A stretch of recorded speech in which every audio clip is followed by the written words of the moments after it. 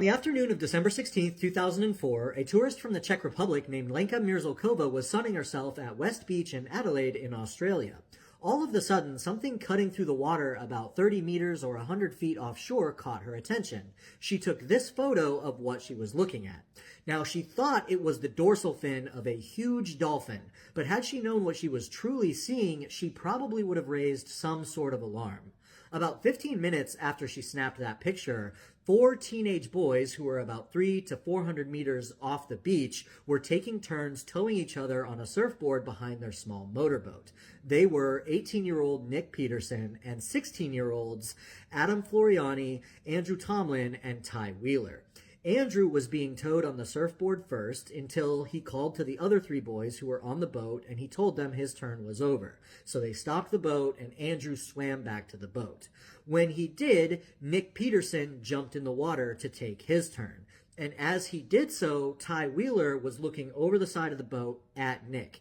And Ty says that as soon as Nick hit the water, this enormous black shadow started to rapidly rise to the surface directly underneath Nick. Now, initially, Ty thought that maybe it was a dolphin, but he quickly realized that it was much, much too big to be a dolphin. But before Ty could even yell out to Nick to warn him, the enormous head of a 5-meter or 16-foot-long great white shark came breaching up above the surface of the water, and then kind of sideways, it bit down onto Nick. It had him so that Nick's entire left arm was in its mouth, and then its jaws were kind of going over his left shoulder and across his chest like this. Now, Nick immediately began to scream and fight with the shark on the surface. He was using his free arm, his right arm, to punch the shark in the eye, but this was not deterring the shark.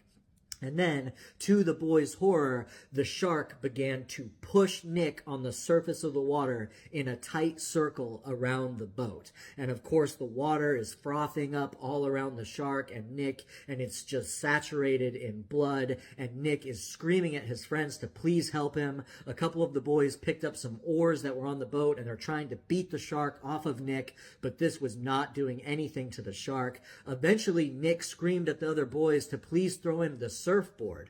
He probably thought if he could get his hands on that surfboard, which of course is a flotation device, maybe that would prevent him from being dragged underneath the surface of the water. But as soon as Nick asked for that board, the shark did drag him below the surface.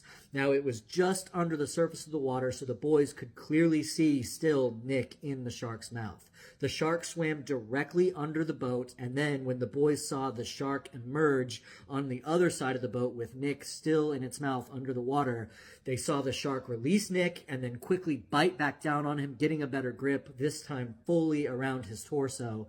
And then the shark bit down, shook its head, and tore Nick completely in half. At this point, that shark swam away with Nick's upper half. When the boys say a second shark between 4 and 5 meters long, so maybe 14, 15 feet long, came up and grabbed Nick's legs and swam away with his legs. So 2 great white sharks.